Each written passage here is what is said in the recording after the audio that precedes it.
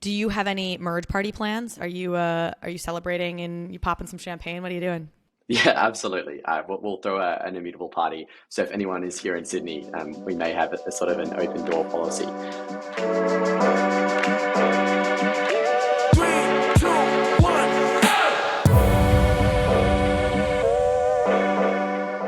All right, we are back with another episode of Between Two Layers with me, Carly Riley, and of course, joined by Robbie Ferguson, president and co-founder of IMX. Hey man, how you doing? Good, Carly. Good to be here. Always fun to hang out. Were you in South Korea recently? Yeah, so a couple of weeks ago, the Immutable B team and me went over there to Seoul, first time in Seoul, which is an incredible place, and we were talking to a ton of games companies. I think it's really, really exciting. It's probably the most advanced city I've seen in terms of how people are thinking about Web3 games. The vast majority of large studios over there are thinking very deeply about how to either put all of their games or a significant portion of their IP on Web3. And I also think the Asian market in general is going to be really receptive to Web3 rather than having to go through this same sort of optic positioning that the West is going through. So we're really bullish on it. We're going to be stationing some full-time people over there. I'm going to be over there a ton in the next 3 to 6 months. I think there are some, I think some of the biggest games over the next 2 years will come out of South Korea. Wow. We've talked about this. I think we talked about this in our first episode, but something that I've really become attuned to is how the centers of power seem to shift within the gaming world with each paradigm shift that we go through. So when mobile really came into the fore, I think I'm getting this right, the centers of power shifted, a lot of which shifted to Asia, but to specific countries within Asia, and that we're probably going to see a similar dynamic take place here with the blockchain revolution. Well, Seoul basically pioneered a lot of free-to-play and free-to-play mobile gaming. So I think it's only natural that they're at the forefront of Web3 gaming, because if you look at the trends of how gaming monetization has occurred over the last 2 decades, it basically originally started out as you buy a box set of Doom or Call of Duty and you go home and play it. And that was the majority of revenues. Then free-to-play gaming came along. And when this first came, gamers had a big backlash. They said, we don't want to buy items inside the games. We just want to be able to pay for the game and have access to it. But very quickly, this became the dominant form of acquiring users and allowing them to play games very, very cheaply and accessibly. And if you extrapolate that trend, now what we're actually seeing, especially in competitive markets like China, is people will advertise the same almost identical clone of a mobile game. And the differentiator will be that their in-game transactions are cheaper. So there are clones of Clash Royale or Clash of Clans where the reason you play them is because your characters will be sort of 20 cents instead of $1. And so the natural extrapolation of this trend of going sort of from you pay for a game to free to play to even cheaper in-game transactions is, well, you just end up paying people to play your game. And I think Web3 is a natural answer to just stop this constant equilibrium shift to how do we find more efficient ways to extract value or lure people into your games, and instead just align incentives. Build a long-term economy where what the player wants and what the publisher wants are in total alignment. And that is the fundamental solution, because whatever gaming design paradigms or architecture comes out of that, the alignment is there. Why do you think Asia gets this better or has been leading these trains historically? It's a good question. And maybe South Korea specifically. Did you sense anything about the culture when you were there, or as you're meeting with people, there's something just embedded within their cultural context that makes this better? One of the things I think I know, and I won't say the publisher specifically, but there are MMORPGs or multiplayer games over there that have really stood the test of time. So some of the longest lasting economies or games pretty much ever invented. And, we're talking 20-year lifespans and MMOs, for instance. And what these companies want is they don't want another flash in the pan sort of 3-year popular hit. They want a title or a piece of IP that can last for decades and decades and even centuries. And so they're looking for that sort of fundamental world that they can build that can be sustained. I think this is an incredibly exciting avenue to that, because when you look at Web3, the beautiful thing about it is you can create an economy for your game and you can create a world for your community.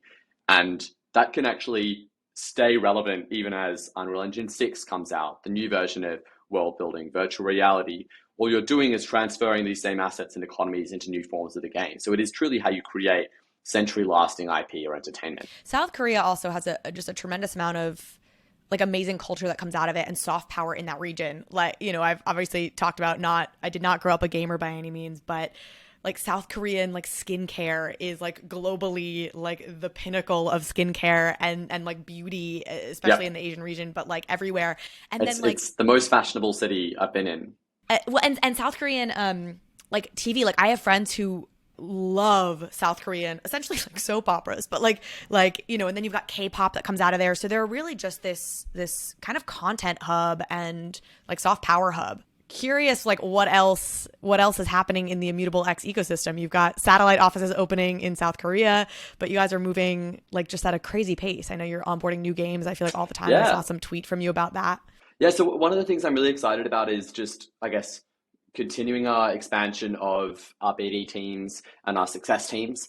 We're really investing heavily in this kind of IP side because right now I think there's a ton of Web 2 people looking at Web 3. And the biggest factor now is not how do we get more people wanting to do it, but how do we make sure they build more successful games?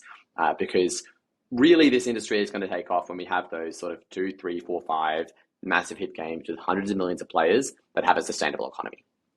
And we view our goal is helping to provide the playbooks that allow those games to succeed. So they shouldn't have to come up with economy designs. They shouldn't have to come up with how do you run tokenomics or compliance. I think all of that stuff should be, hey, this is the system that works.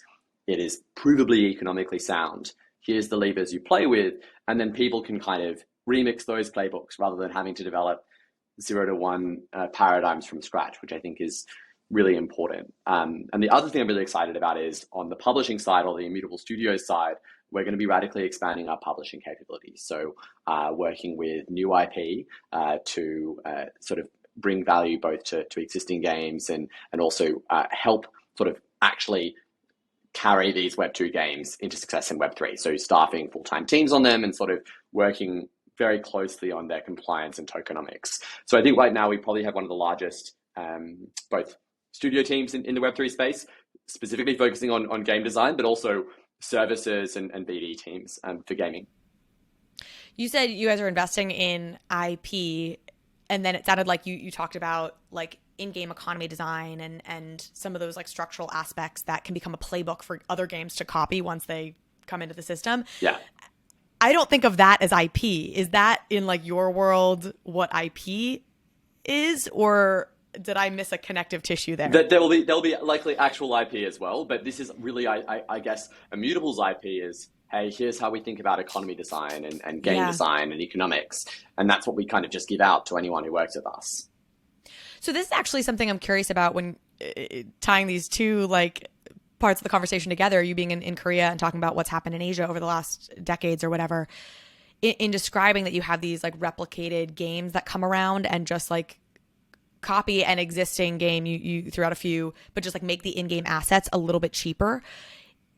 Are there not IP protections like around that? And I know a little bit about the way IP is played out in China, so I may have some commentary here on that, but that was something that came to mind to me as you were describing that dynamic. You can't IP protect game mechanics. You're just building clones of these games. There's clones of everything. Everything's a remix, and in some circles they're particularly more kind of blatant, but there's very, very little IP protection for this stuff. And in general, IP is going to trend toward being dead, right? This is why ownership and incentives is all that really matters. And by IP, I don't mean IP in terms of content. I don't mean like Marvel. I mean that will be very strong and increase in value. What I mean is like intellectual property rights are trending toward irrelevance.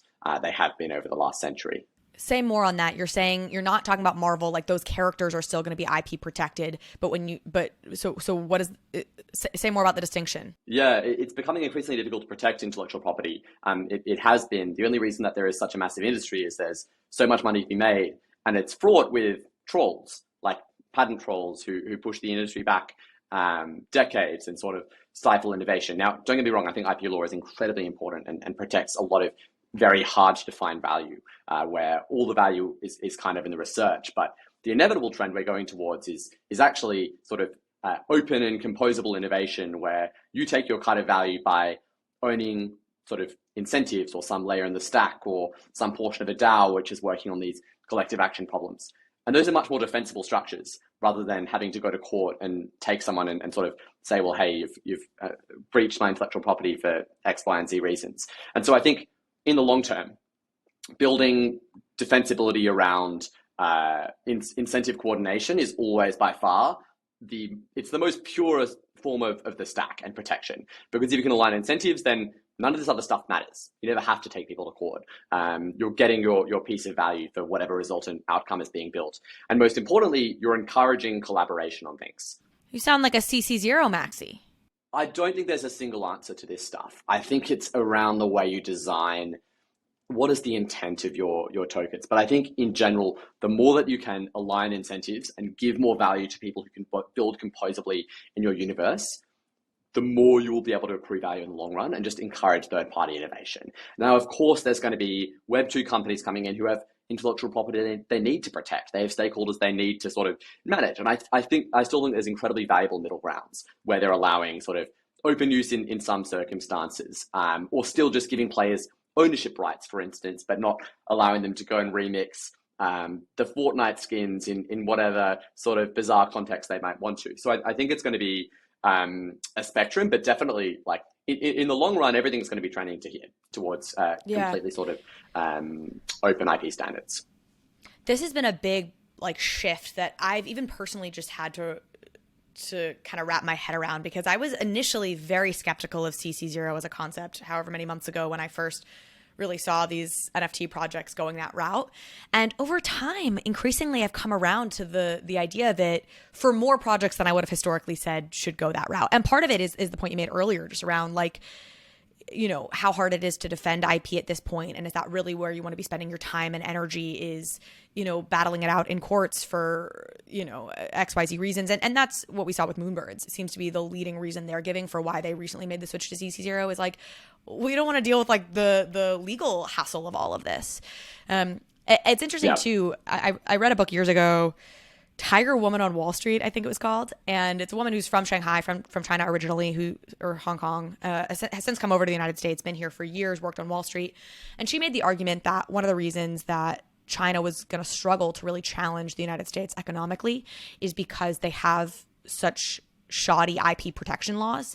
And so you had this dynamic playing out in China where there was little incentive to like innovate, or according to her, right, they're like to start your own company, because you could spend all this time and energy on R&D, and then somebody else could come along and reverse engineer that product, or you just and sell it for clone cheaper. Innovation from the United States, which has been the economic model over the last 2 decades.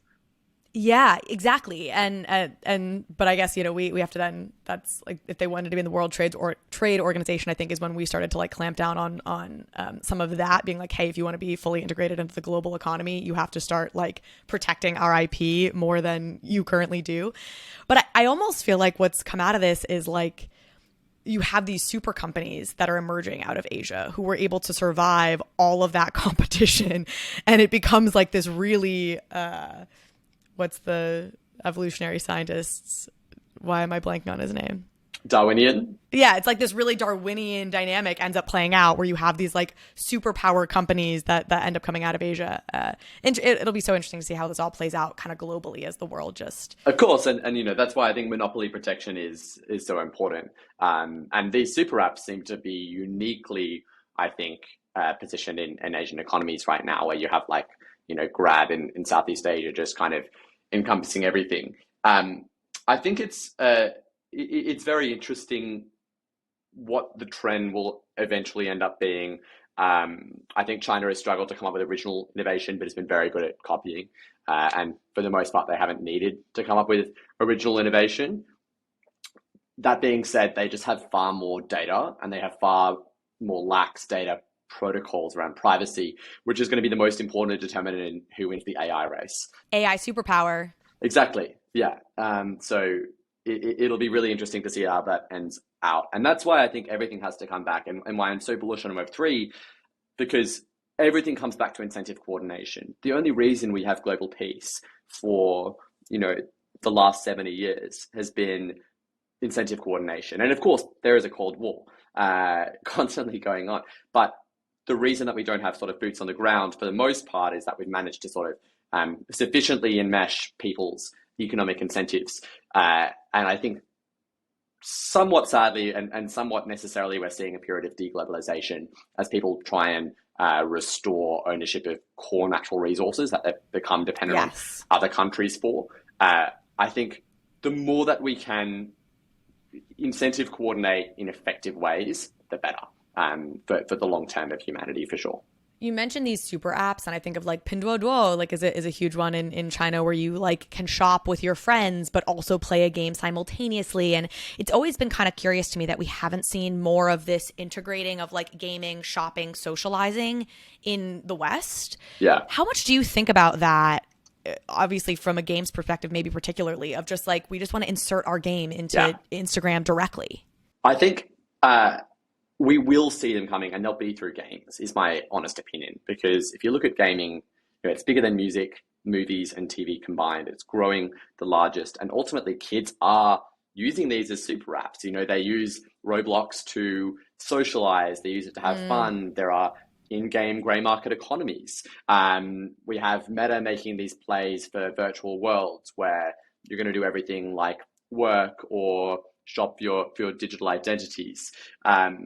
I think that interactive entertainment and content will ultimately subsume the vast majority of digital experiences that we use. Whether it's AR or VR or something similar to that, that will be how people interact with pretty much everything from commerce to socialization to entertainment. All right, let's shift gears over to like the crypto side of things here. I feel like the topic to talk about right now in the Ethereum ecosystem is the merge. I'm so freaking excited, and I have not been in Ethereum for as long as you have. So I feel like this must be this like huge moment in your world that like this is finally happening. Forget even like, IMX specifically, just like you as an Ethereum fan for the last 7 years. 100%.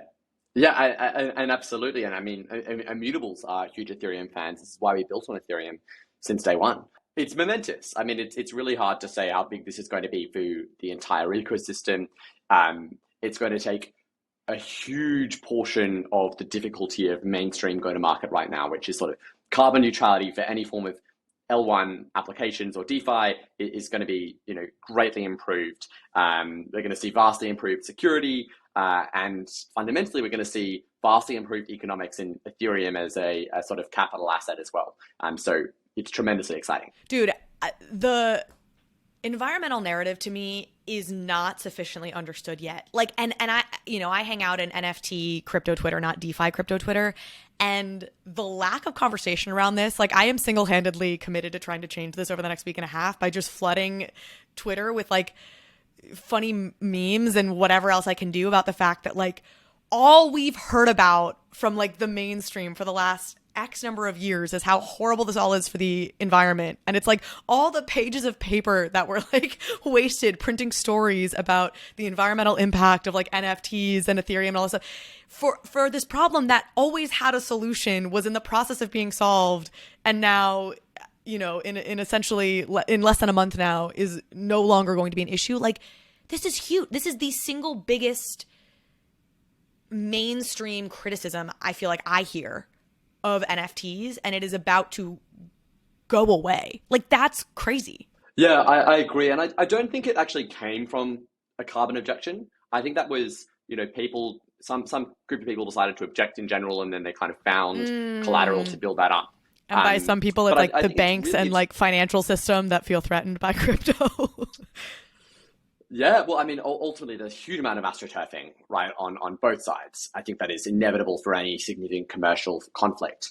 But the fascinating thing is that this is just going to make it so much more palatable for any business to end up using it. It's going to change the overall brand. And I agree, it needs to be what people are caring about, because we don't realize just how significant this is going to be to the mainstream, because crypto Twitter is absolutely a bubble. And it's a bubble that is already obsessed with crypto and the benefit that it can bring to humans. And so it's really hard to kind of position this from a mainstream person's perspective.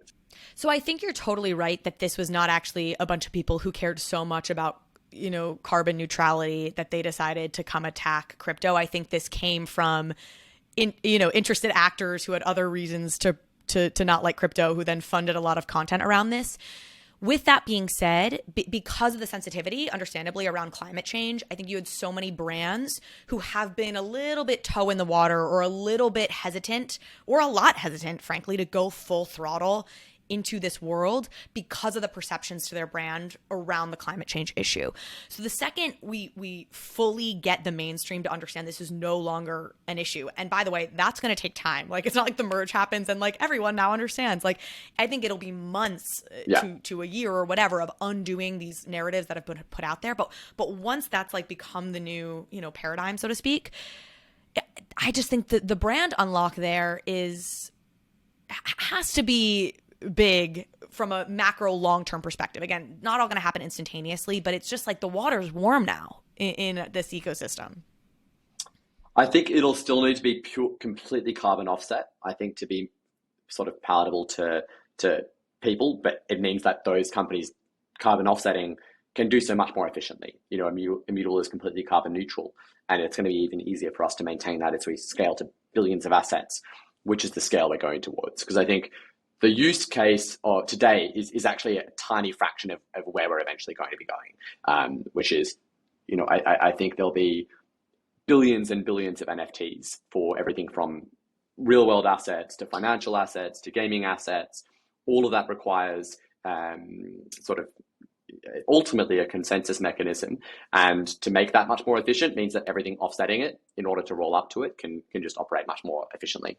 I agree. Like, let's carbon offset, and we'll still need to carbon offset, and that's great. But like, to me, it's to the extent that Google and Microsoft and any major company that, for being major, then inherently is producing a ton of carbon and using up a lot of energy, et cetera, like, is thinking about carbon offsetting. We're no longer, and we as in the Ethereum community are no longer some sort of outlier to be like pointed at by like everyone else as like some great offender. And that to me just is really exciting. And you guys, I mean, I know Immutable X has obviously been on this case for a long time and made it a priority since day one, which is why you've had some really awesome partners come in. Obviously, Yang and Deja, we talked to about it, this issue specifically with last week or a couple weeks ago. Is there any particular way that the merge affects Immutable X or layer twos generally? Like, are you thinking about this differently from a business perspective than maybe I am as like a podcaster and participant of the ecosystem? I think the biggest impact will be the surge. Obviously, the merge impacts Immutable because Immutable is built on the Ethereum ecosystem. I think it's going to be great for ETH as an asset. All of these things are great for us. But I think the biggest difference will be the surge, where we start getting sort of sharding that's optimized for rollups, where we can have scaling and cost improvements across many rollups, and then sort of a series of improvements from there. But that's probably going to be the most significant changes to our cost structures. And ultimately, as I've said before, sort of ETH 2.0 is a general bundled concept, sharding, vertical trees, sort of switching to proof of stake. All of these are better for L2s because we still need, even when we get, for instance, sort of sharding improvements to scale, the scale is going to be nowhere near what you need to power a single mainstream game, let alone thousands, let alone gaming plus finance plus IP plus every form of unique asset being traded, sneakers, wine, shares. All of that requires multiple L2s and L3s via a kind of cross roll-up liquidity platform. And so I guess what we really view Immutable's layer of the stack and kind of how we're fitting in is we're generating these incredible improvements in scale at the fundamental ETH1 layer. What we're not necessarily doing is solving for liquidity problems and unification of how people use this scale. And that's what we're obsessed with doing. How do we create the best price for users? How do we mean games can get the highest volume? And how do we unify all of these advancements into sort of a single state where orders can be shared, funds can be shared, all without any compromises on security? I'm still at like the base level of so much of this. So you talk about like sharding having the biggest impact for Immutable X. And I want to talk a little bit about like the like layer 2 specific roll up stuff. Cause I think that actually could have is important in the conversation around like what will the price of ETH do as layer 2s gain in prominence. And I feel like there's not necessarily consensus around that. And I think it's really interesting. So I want to go there, but I want to first just say like, my initial reaction to the idea, I'm all here for ETH2 and ETH 2.0 and scaling and sharding and all these things, but sharding is what should make gas fees lower. Yep. Right? Like what we're dealing with right now with the merge, this isn't going to affect gas fees, but sharding should make gas fees lower. You're a long-term thinker, so your answer to this is going to be like, no, we want the health of the ecosystem overall. But like initially, does that hurt layer twos because there's less incentive for folks to go to layer two because things are cheaper on layer one? No, I don't really view us as ever really competing, because ultimately the scale that particularly Immutable is focused on is never going to be serviced by L1. Yeah. We're talking about, let's just take one major game in the world today, like take a RuneScape or a MapleStory, a game with 100 million MAU, at an average of 10 transactions per user per day. You're looking at sort of billions of transactions per month, and the TPS on this is going to dwarf like an order of magnitude beyond what L1 can do alone. And this is what we're going to need hundreds of L3s. All this is going to be doing is scaling the settlement position for a whole bunch of different roll-ups that are catering for applications, that are catering for major businesses to sort of scale on it. So I think it's incredibly essential, but ultimately it's not going to service the scales that we're kind of thinking about. So let's talk about this in terms of like what this will do for the price of ETH. I feel like, let me walk through my own evolution on this, which is like the first kind of basic reaction is like, oh, L2s are bad for the price of ETH because they're going to take energy, suck energy away from Ethereum layer one or even ETH itself because you've got these other tokens that exist on these layer twos. The second stage is, oh no, and I feel like this is where Bankless has been like, no, it's obviously good for the price of ETH because Ethereum layer one is the settlement layer for all of these layer twos, and so they're competing for block space at the end of the day. That's driving the price of ETH up. And then I think there's been this third phase where there are still some question marks, because if I'm not mistaken, the like EIP 4844, I think it is, right? Whatever, like proto-dank sharding and sharding in general has these sort of special carve-outs for how roll-ups settle on Ethereum. And so they may not actually be competing with whatever DeFi, et cetera, protocols are settling on layer one, and they may not be like forcing the price of ETH upwards. This is all like such ridiculously kind of frontier territory we're in. So I don't know that anybody has an answer, but I'm curious if you have a perspective on it. So let's first talk about the most grounded topic where we know exactly what is going to happen, and that is the merge. And the merge is going to have the most significant impact on the fundamental supply and economics of Ethereum since its inception, which is it's effectively going to be a triple halvening and very likely going to cause Ethereum to become permanently deflationary. Let me chime in on that triple halvening for folks. Is like staking rewards have been like 5% up to this point. Because now all fees, like all the gas fees that were previously going to miners, will now go to stakers. The reward for staking is going to go from 5% to 15%. Is that what you're getting at with triple halvening? I think of that as like So the main one is that mining rewards are currently at 13,000 ETH per day. So right now, Ethereum is paying miners for the job of securing the network by expending a whole bunch of electricity mining arbitrary maths problems on GPUs, 13,000 ETH per day. The vast majority of that is instantly sold on markets in order to hedge. So we're taking away overnight 13,000 ETH per day of supply. And when you look at EIP 1559, the burning mechanic that was recently introduced, it is very likely that the amount of Ethereum burned every day is going to exceed supply issuance. And the majority or almost all of the supply issuance from the merge is going to be staking rewards, which will be roughly 10% of mining rewards, or sort of 1,600 ETH per day. So that's what the supply change is going to be with the merge, which is incredibly bullish, I think, for the fundamentals of Ethereum, and I think has a good chance of actually changing the ratio of ETH to BTC, which is broadly been fixed over the past sort of 6-7 years. Well, and we've already seen that surge. Like we're seeing like the ETH to BTC ratio kind of in favor of ETH tremendously over the last like month or two. Yeah, and And you for any mentioned something maxis, I, there. I am a Bitcoin fan. You know, I hold Bitcoin I too. I hold Bitcoin yeah. too. Well, and you talk about how there's this dumping effect that happens for rewards that go to miners, and that's because miners incur significant cost in order to mine. So there's an incentive for them to dump their Ethereum once they've mined it because they need to recoup the cost they And put they're into it. they're not forex companies. You know, they're not in the business of being long ETH. They're in business of mining ETH, which is just a totally different set of economics. And both of those suddenly shift when we move to proof of stake, which is people who are staking, the cost is essentially trivial, so there's no need to recoup any lost energy costs. And second of all, if you're staking Ethereum, that automatically implies you're long ETH. And even if you aren't, you have to be long ETH because you're still not getting your ETH out of the staking contract for like probably 6 months minimum after the merge goes through. So you have these 6 to 12 to whatever it is months where this ETH is continue to be locked up in these staking contracts, and the rate of stake, like the staking rewards you get, are going up from where they currently stand, which should induce more people logically to stake ETH. So even more ETH then is being put and locked up into staking contracts. I'm totally with you. I think do you think people understand the profundity of the supply demand economics that are in place here, and do you think it's properly priced in?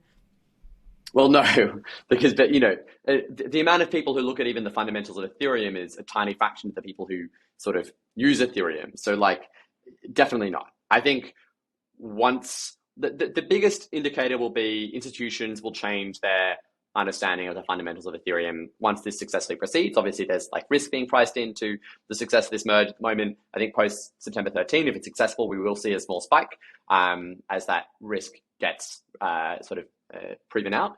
And ultimately, then the narrative will kind of flow from there. But I think the main thing is that everything has to shift to real world fundamental value over time. You know, in the short run, the stock machine is a voting machine. In the long run, it is a weighing machine. And what we're doing is we're really tipping the scale in Ethereum's favor for the long term here. Do you have any merge party plans? Are you celebrating and you popping some champagne? What are you doing? Yeah, absolutely. We'll throw an immutable party. So if anyone is here in Sydney, we may have a sort of an open door policy. You got to do like satellite parties, make it like an election, like all the Yeah, satellite offices exactly. are beamed in, and Well, you would know all about this from the Yang campaign. So it's true. Never we didn't have the celebratory outcomes though. We were like all beaming in, sadly, having lost. Okay, so speaking of like Ethereum scaling, major ZK wars are afoot. Like, it is heating up in the ZK space. And I almost feel like specifically the ZK EVM war is afoot. Does that feel like a fair characterization from your vantage point, Robbie? Yeah, absolutely. I mean, we had 3 different solutions try and claim EVM, sort of the first EVM compatible roll up in the same week, which was very interesting to see. We've got Scroll, Polygon, ZK Sync. Are those the 3? Yeah, that was in the same week, and obviously Immutable had come out a few months earlier with cross rollup and EVM compatible sort of solution. So I'd chuck us in there a bit earlier. So you're saying you won, but ultimately this stuff is going to be. Well, no. What I am saying is, let's see who's first to market. I think is the important question there.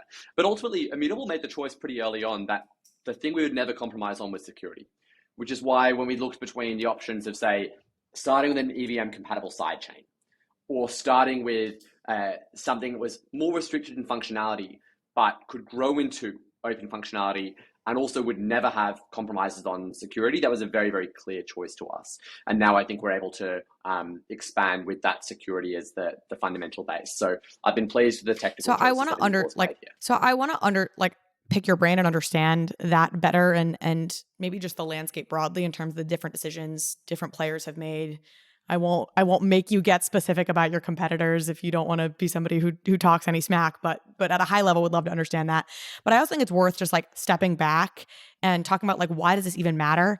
And my sense of things, and would love for you to correct me where I get this wrong, but the fundamental premise here is EVM is the Ethereum virtual machine, which is what distinguishes an Ethereum from a Bitcoin, right? That's the thing that allows us to write smart contracts atop the blockchain. And it takes like a Solidity written smart contract and turns it into this like super computer readable bits, ones and zeros, whatever. And that's the work of the Ethereum virtual machine. And that's why we can have NFTs and all of these like lovely things that smart contracts enable. But what we know is obviously Ethereum mainnet has this very low TPS, very few transactions per second. And so what these ZK rollups are doing, and what all rollups are doing, right, is trying to enable that scalability and saying, okay, you can have way more transactions per second. So the ZK EVM thing is fundamentally about creating these zero knowledge Ethereum virtual machines. And from what I've gleaned listening to a lot of these different companies kind of talk about it, is what everyone seems to be trying to get to, and again, would love your perspective on this, is like making it as easy as possible for a Solidity dev to take the Solidity smart contract they wrote for Ethereum mainnet and deploy it on a layer 2 using like a ZK EVM. So that from a developer side, if you're a developer who's gotten used to Solidity, you've gotten used to Ethereum, layer 1, you can super easily deploy on like a zero knowledge layer 2. Is all of that true? Spot the lie? Yeah, I think in general that's the broad stroke of it. I don't think it's going to be as simple as press a button and deploy. I think there's many different stages of attaining sort of full EVM compatibility, people debate the particularities of what constitutes EVM compatibility versus what needs to be transpiled from one language into another. That's why Immutable's approach has always been start with developers and the user experience first. Because I think that even as we build out this solution to Solidity compatibility and then EVM compatibility, the vast majority of game developers just want to use APIs. And absolutely, there should be smart contract developers building the functionality they need to have complex economies in their games, or learning protocols, or this whole suite of DeFi that kind of supports more complex use cases. But they'll want to tap into all of that stuff with APIs. And the reason this is so important is that the market today is just a tiny fraction of where this stuff's going. Like the games live today are tiny compared to taking $100 billion a year, making that stuff tradable, and then having that turn into $1 trillion of sort of value traded across secondary financial markets and primary assets for games. And the way we get there is by making this stuff mainstream and accessible by hundreds of millions of users and thousands of game developers. And that means everything should be capable of being abstracted away. So I think that's the only other caveat is what I'll add on to this stuff. Is what you're saying there, yes, all of this matters, and yes, we can debate, and there'll be a technical solution, there'll be a multiple technical solutions to this, but at the highest level, if we're really looking at developers, realistically, we don't want them having to worry about necessarily Solidity smart contracts at all. We want this way more abstracted to a much simpler level, and it's like APIs, and so none of that should even matter to the devs who are coming on and building. This is stuff for like us deep tech nerds to fight about on Twitter. I mean, yeah, the way we get to 1 billion users is not by requiring the businesses that are going to onboard those 1 billion users to have to learn Solidity, to have to learn what reentrancy is, the completely new security architecture of immutable and inherently financial smart contract design. It has to be simple and robust. And that's any other successive adoption for a new technology made it ridiculously easy for developers to build. The second thing I'll say, which no one else is really thinking about, is, well, it's all very well and good to have all of these roll-up solutions, but how are we unifying liquidity? And this is literally what Vitalik talks about as one of the major problems, which is cross-roll-up liquidity. And this is what Immutable is obsessed with: creating the best price for players or traders, creating the best volume for games. That is what is going to make this industry mainstream, and also be the motivating force to tokenize finance, shoes, centralized registry, intellectual property. It's if you get better prices and better utility on stuff, that's when markets move. And so we need to make sure that as people generate all these L2s and L3s like Immutable is doing across StarkX and StarkNet, that we're unifying orders, funds, and liquidity across each of these rollups without using centralized bridges, without meaning that there's a 10% chance that all of the users' funds gets destroyed and we move the industry back again in 6 months. And so that's why we're so excited about, today we're cross-marketplace. We're unifying buyers and sellers everywhere and maximizing volume for marketplaces. By the end of the year, we're going to be cross-rollup, which means anywhere you want to trade, you can be trading on a number of L3s. We can have a dedicated L3 for World of Warcraft if they want to move to the blockchain and they want to soak up 10,000 transactions per second just on their own. And that's why Immutable is so well positioned to be servicing the needs of these developers and these users. When you say your cross rollup, you mean within like, is that within Starkware? Like, what is the umbrella we're talking about? That doesn't mean like Immutable to ZK Sync to Optimism. Yeah, right now the plan is we're going to be building across StarkX and StarkNet to have a whole bunch of L2s and L3s rolling up to Ethereum layer 1, so that in aggregate, our transactions per second are in the hundreds of thousands, likely at first. It will obviously be able to scale beyond that. That you can buy from the existing Immutable L2 and order generated on the new, Illuvium dedicated L3. That there's no loss of liquidity and no loss of user funds. And I can't, this is the most significant thing. This is the reason Aptos and Sui and all these new L1s have to raise buckets of cash from VCs, because they're bootstrapping network effects, users, and liquidity. They're bootstrapping this ecosystem. It's rubbish. We just need to unify liquidity across multiple scaling instances and create one layer where anyone can buy or sell stuff. And we're aggregating liquidity everywhere. To what extent do you think you / Immutable X are unique in this sort of singular focus? Because you mention this every time we talk, and it just seems to be like, you're like, yeah, okay, EVM wars, sure, fine, whatever. This is what matters. Are you unique in that, or am I just not talking enough to the other to their L2s? I think we're one of the few people in the space. No, because I think other people are really operating at different layers of the stack. And I think really our goal is, how do we solve problems for games? And when we think through that problem, we realize the problems are actually going to be, well, hey, 10,000 transactions per second is a drop in the ocean compared to the TPS needed to power the world of all games and then the world beyond. And then the problems just emerge from there. Well, every new rollup that we create is going to have siloization on every user trade, every user's funds. And that's going to fracture and balkanize liquidity more than anything. So we have to solve for this layer. And I think everything comes down to liquidity. Any financial market in the world, it comes down to where do you go to get the best price? And that is what is going to help sort of move the space forward. Of course, there's this entire user experience side of the business too. So I think really what Immutable is, it's kind of the one-stop shop for games to come and solve all their problems. But the key cornerstone of, I think, our technological innovations is unifying liquidity and unifying any way you can trade to trade gaming assets and more. This maybe segues us very well into the next thing I wanted to dive into, which is your partnership with GameStop and the recent announcement that I think it's currently available, or it's very shortly going to be available. The GameStop wallet is available to IMX users. I'm fascinated by the whole GameStop thing. I don't think folks really have a sense of really how big GameStop is shooting here, at least from my understanding of what they're trying to do. They did roll out to big fanfare. Their kind of initial marketplace test that they ran did incredibly well. Their volume outpaced Coinbase's NFT marketplace. The first 24 hours, whatever it was, I'm not going to get this precise, but GameStop had outpaced Coinbase's NFT market in the first, month of their existence. Yeah, absolutely. It was a really successful launch. Yeah, for sure. And I think this is a testament to why we're excited about this partner, which is today they have, 50 million retail clients, but more importantly, they have one of the biggest digital armies and communities in the world that are, they've experienced actually a very similar problem, which is the downfall of centralized control and feeling like they are not able to have autonomy over their financial decisions or financial ownership. And I think it's a very similar feeling to this idea of reclaiming property rights for gamers everywhere.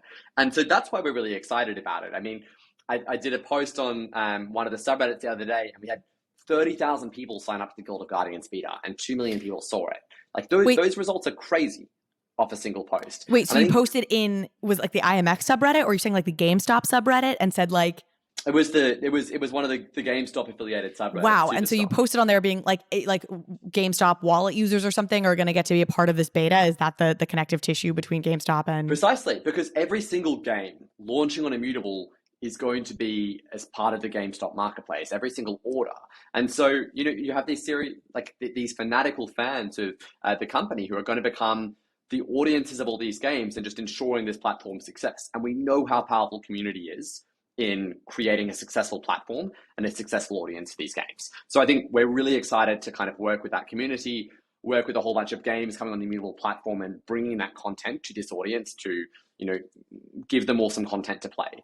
And the other thing I love about them is they only care about sort of mainstream and utility driven use cases, which is exactly what Immutable is about. It's not about how do we solve for 5,000 luxury like NFTs. That's cool. What I'm interested in is how do we have 100 million gamers owning and trading stuff for $1? And that's when we're truly hitting mainstream. That's when we're going to see, smoothing out the curves on these crazy kind of like data graphs, or companies raising insane amounts of money on very small user bases. Because right now the promise is in the power of the incentives and the power of the technology, but we've got to deliver on that by creating user experiences through games which offer 10 times value to the player while you never know you're even using an NFT. I'm surprised to hear all the like excitement and engagement the GameStop community is giving to blockchain gaming, given I feel like what we continually hear the perception of like the blockchain and NFTs are from the gaming community. Is it different within these GameStop subreddits? Yeah, I think it very much is. And also, I think that's not quite ubiquitous. We're seeing in Asia huge receptiveness towards Web3 gaming, which I think is excellent. And I think that also, if you are familiar with this concept of having your property rights disenfranchised, I think it's a very natural thing to say, well, hey, this is the next native step in the evolution of how people should own stuff. And so I think that philosophical lens really aligns with them. And ultimately, what I've always said, though, is it comes down to we shouldn't be telling people why this technology is great. We should be building a game with 10 million players and 100 million players and 1 billion players that is 10 times more valuable to them because they can own stuff, they can sell stuff. We have an empowered third-party ecosystem of, like, look at the most successful sort of innovative genre over the past 2 decades was that of a UGC-based platform like Roblox, where you have people building and raising tens of millions of dollars to build experiences for kids to play in. And they struck that right balance between sort of pretty simple to build on versus very flexible in terms of how you can build anything and construct your own monetization. And Web3 is going to, light this stuff on fire. We have the most powerful creative monetization platform and set of incentive alignments, importantly, ever designed. This stuff is open, it's composable, and so we're going to see, I think, UGC-based games be tremendously successful and win over the hearts and minds of developers and creators, which are some of the most important people in terms of driving where an industry goes. It's all kind of mind-blowing. And the thing that like really hooked me on the GameStop sort of plan particularly is like, as a history lesson, I'm sure many people who listen to this podcast also tracked the whole like GameStop run up as a result of the Wall Street Bets subreddit that happened, whatever, I guess it was 2021, early 2021.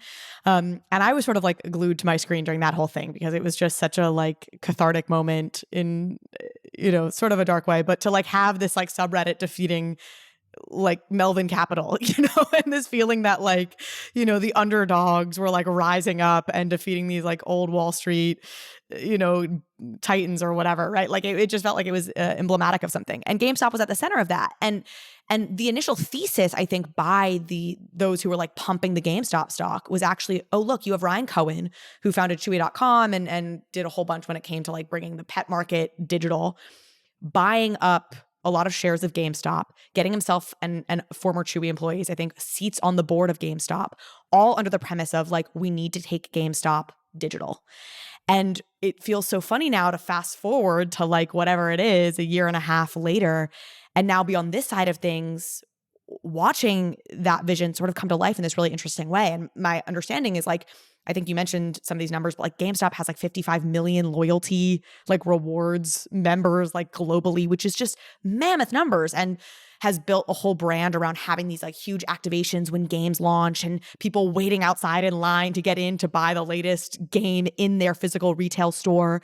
And what a no-brainer it is to port that model to digital and to NFTs, where we see people waiting in line for Top Shot in a digital experience. And like, you're going to see the exact same thing. People wait, and GameStop partnering with all of these different, now digital games to have probably their own, whatever launch pages online, much like you have an activation in a store, and all the ways they can, I think, just activate this 55 million member community that they already have, and get their ETH addresses, and just like I think there's so much here that I can't even fully wrap my head around, but that alone is such a no-brainer and really gets me excited.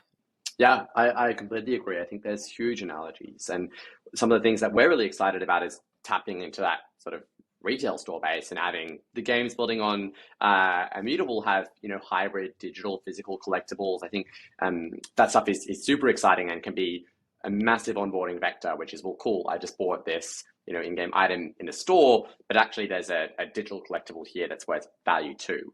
And we recently did one of those with a whole bunch of DC Comics IP with the Colex crew, who launched this in 500 Target stores throughout the US. So we've seen firsthand the power that this can bring. Let's end on a practical note for folks who are like pumped about this.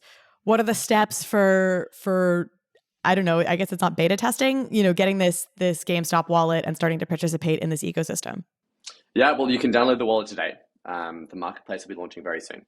So I can't give the exact timing, but there will be a whole bunch of content and kind of key games building on Immutable that will be doing some marketing pushes around the same time. So I'm really excited for what this is going to bring both to GameStop, but also in kind of creating a marketplace that is powered by community and is bringing huge value to the games launching on it. I think we've seen the power of that before. And also with all the other marketplaces that we're launching on the same time. Obviously, we have the Rarible launch upcoming, which we're really excited about. And the whole idea is to build the highest amount of volume with kind of utility-driven assets for these different marketplaces. Awesome. Well, Robbie, a blast as always. We'll be back in a couple weeks chatting about more fun stuff. And until next time. Until next time.